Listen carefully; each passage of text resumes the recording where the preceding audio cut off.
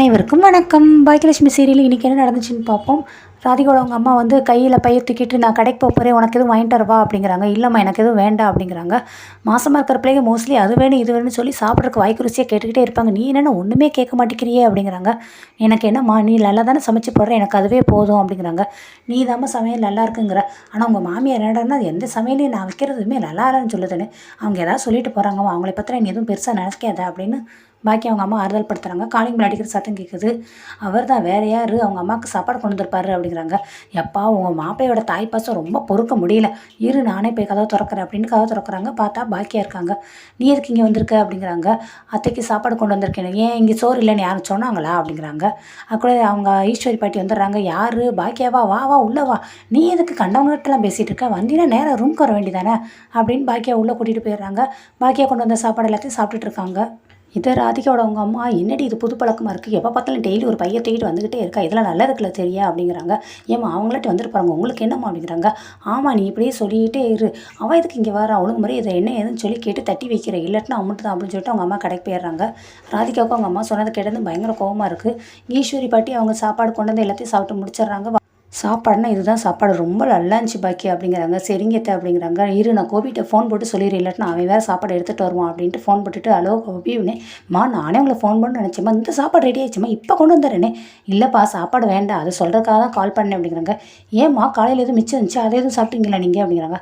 இல்லைப்பா எனக்கு பாக்கியாவே கொண்டு வந்துட்டேன்னு. பாக்கியாவா அவள் எதுக்கு உங்களுக்கு சாப்பாடு கொண்டு வந்தானே, டேய் நான் தானே கொண்டு வர சொல்லி அவளுக்கு ஃபோன் போட்டு சொன்னேனே. ஓ அப்படியா சரிம்மா ஓகேம்மா அப்படின்னு சொல்லிட்டு அவர் ஃபோன் வச்சுறாரு. வச்சுட்டு அதுக்கடுத்து பேசுகிறாரு. பாக்கியா நீ சாப்பாடு கொடுக்குறக்கு நான் இல்லை, அவன் பிள்ளை நான் கொடுக்க மாட்டேன், அவள் இதுக்கு கொண்டுட்டு வந்து எங்கள் அம்மாட்ட கொடுக்குறா, அவர் நல்ல பேர் வாங்கணுமா, அவள் நல்ல பேர் வாங்கிட்டு என்னை எல்லாருக்கிட்டையும் வில்லனாவே மாற்றி வச்சிட்றா அப்படின்ட்டு அவர் அங்கே புலம்புறாரு. அடுத்து பாக்கியா வெளியே போகும்போது ராதிகா முறைச்சி பார்த்தாப்பே இருக்காங்க. பாக்கியா இதெல்லாம் கண்டுக்கிடாமல் அவங்கள்ட்ட போயிடுறாங்க. ராதிகா கோவத்தோடு உள்ளே வராங்க.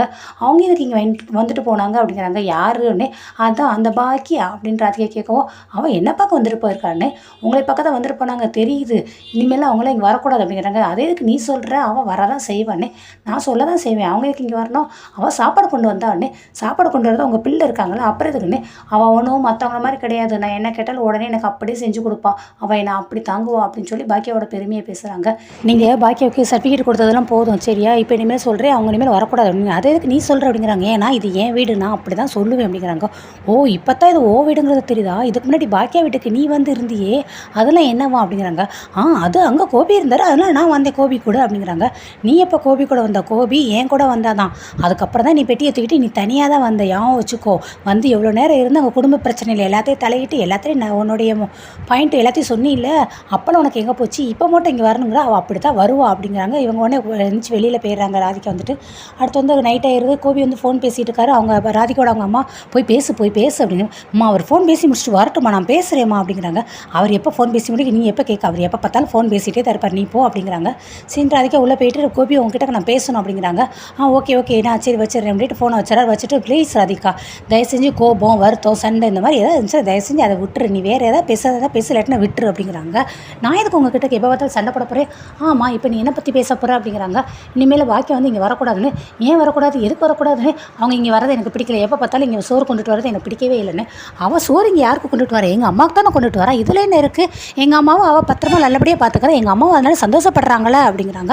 அதெல்லாம் இல்லை, நீங்கள் உங்கள் ரெஸ்டாரண்ட்லேருந்து சாப்பாடு கொண்டுட்டு வாங்க, அவங்க எதுக்கு கொண்டுட்டு வரணும் அப்படின்னு சொல்லி ராதிகா கத்துறாங்க. நான் எப்படி 3 வேளை என் ரெஸ்டாரண்ட்லேருந்து எட்டு வர முடியும், அதில் வேறு ஊடால் வேறு காஃபி வேறு கொண்டுட்டு வரணும், அங்கே இருக்கிற ஒர்க்கை நான் பார்ப்பேன்னா இங்கே எங்கள் அம்மா பார்ப்பேன்னா, எங்கள் அம்மா கவனிக்கிறதுக்குன்னு ஒரு ஆள் இருந்தால் அதையும் நீ ஏற்றுக்கிட மாட்டேங்கிற, அப்போ உங்கள் அம்மாவும் நீயும் ஆஃபீஸ் ஒர்க்கெல்லாம் விட்டுட்டு அதுக்கடுத்து எங்கள் அம்மா புரிய வேணுங்கிறது எல்லாமே நீ செய்வியா அப்படிங்கிறாங்க. அதெல்லாம் தனியாக நான் செய்ய முடியாது, இங்கே என்ன செய்யணுமோ அதை அவங்க சாப்பிட்ணும். ஆமாம்மா உங்கள் அம்மா சமையலும் உன் சமையல் எல்லாமே செஞ்சு எங்கள் அம்மாவை என்ன பண்ணிங்கன்னு எனக்கு தெரியும்ல, ஹாஸ்பிட்டலில் எங்கள் அம்மா அனுப்பிவிட்டீங்களா, அதெல்லாம் இல்லை வரதான் செய்வாங்க அந்த வீட்டிலேருந்து எல்லாருன்னு, மற்றவங்க எல்லோரும் வரட்டானா பாக்கியா மட்டும் வரக்கூடாது சரியா அப்படின்னு சொல்லி பயங்கரமாக திருப்பி கத்துறாங்க. அதுக்கு கோபி இருந்துட்டு ஏன் ராதிகா ஏன் எப்போ பார்த்தாலும் என் கூட ஒரே ப்ரெஷர் ஆகிட்டு சண்டை போட்டுட்டு என்ன ரொம்ப டென்ஷன் ஆகிட்டே இருக்க, ஒர்க்கில் வேறு எனக்கு ஓவர் ப்ரெஷராக இருக்குது, இங்கே வீட்டில் வந்தாலும் இது பிரச்சனை பண்ணுறீங்க, பிரச்சனை இல்லாமல் இருக்கே மாட்டிங்களா, கொஞ்சமாவது என்கிட்ட சாஃப்டாக அன்பாக பேசுகிறேன் அப்படிங்கிறாங்க. ராதிக்கும் அப்படியே ஒரு மாதிரி சைலண்ட்டாகவே இருக்காங்க. அப்புறமா ராதிகா ஒன்றும் இல்லை இவங்களால திருத்தவே முடியாதுன்ட்டு அவங்களும் போயிடுறாங்க. அப்புறம் கோபி தனியாக புலம்பிகிட்டு இருக்காரு. எப்பா எங்கே பார்த்தாலும் ஒரே ப்ரெஷர், எப்படி தான் இவங்களாம் சமாளிக்கனே தெரியலையே அப்படின்னு சொல்லி முடிக்கிறாங்க. அடுத்து பாக்கியாவை கட்டுறாங்க. பாக்கியா நைட்டு அவங்க இனியா வந்து படுத்து தூங்கிடுறாங்க. பாக்கியா மட்டும் இனியா வந்து சின்ன வயசில் இருந்தது, அவங்க காலேஜ் படித்தது ஸ்கூல் படித்தது ஒவ்வொன்றா யோசிச்சு கொடுத்துக்கிட்டே இருக்காங்க. ஏன்னா இனியாவுக்கு பர்த்டே அடுத்து மணி கரெக்டாக ஷார்ப்பாக 12 ஆயிடுது. ஆனால் வந்து ஹாப்பி பர்த்டே இனியான்னு சொல்லி அவங்க வந்து அவங்களுடைய நெத்தியில் கிஸ் பண்ணுறாங்க. என்னம்மா அப்படின்னு சொல்லிட்டு இவங்க எந்திரிச்சிட்டாங்க. ஹாப்பி பர்த்டேன்னு எத்தனை மணி ஆச்சு அப்படின்னு 12 மணி ஆச்சு. நைட் ஆனால் ஆமாம் நைட்டு தான் 12 மணி ஆச்சு அப்படின்னு சொல்லி தேங்க்ஸ்மா அப்படின்னு சொல்லி 2 பேரும் ஹக் பண்ணுறாங்க. கரெக்டாக பார்த்தா ரூம் கதவை யாரோ திறக்கிறாங்க, லைட்டெல்லாம் போடுறாங்க. அங்கே பார்த்தா அவங்களோட அண்ணா அண்ணி 2 பேருமே வராங்க. ஸோ 2 செலியன் எழில் 2 அண்ணா 2 அண்ணி எல்லாருமே வந்து விஷ் பண்ணுறாங்க. ஹாப்பி பர்த்டேன்னு சொல்லி எல்லாருமே கிஃப்ட் கொடுக்குறாங்க. எல்லோரும் கிஃப்ட் கொடுத்துறாங்க. உன்னோட கிஃப்ட் எங்கே, கேக் எங்கே அப்படின்னு சொல்லி அவங்க அண்ணாட்டெல்லாம் கலாச்சிட்டு இருக்காங்க. கேக்கு தான் நீந்தா அப்படின்னு சொல்லி செலியன் வேறு கொடுக்குறாரு, எழில் வேறு என்னென்னமோ நிறைய கிஃப்ட்டாக கொடுக்குறாங்க. சரி நீ கேக் சாப்பிடு அப்படின்னு சொல்லி கேக் அவங்க எல்லாம் சாப்பிட்டுக்கிட்டு இருக்காங்க. எல்லாருமே அந்த ஹால் அந்த பெட்ரூமில் அசம்பிள் இருக்காங்க, பாக்கியோட பெட்ரூமில். சரி போதும் நைட் இவ்வளோ நேரம் ஆச்சு, இவ்வளோ நேரத்துக்கு அப்புறம் நீ கேக் சாப்பிடலாமா அப்படிங்கிறாங்க. அம்மா அவனும் குழந்தை தான் நம்ம விடுங்கம்மா அப்படிங்கிறாங்க. நீ போதும்டா இவ்வளோ நேரத்துக்கு அப்புறம் இவ்வளோ சாப்பிடலாமாவா அப்படின்னு சொல்கிறாங்க. இதோட அந்த ஃபேமிலி ரொம்ப ஹாப்பியாக என்ஜாய் பண்ணுறாங்க. ஸோ இதோட முடிக்கிறாங்க இன்றைக்குள்ள எபிசோடை.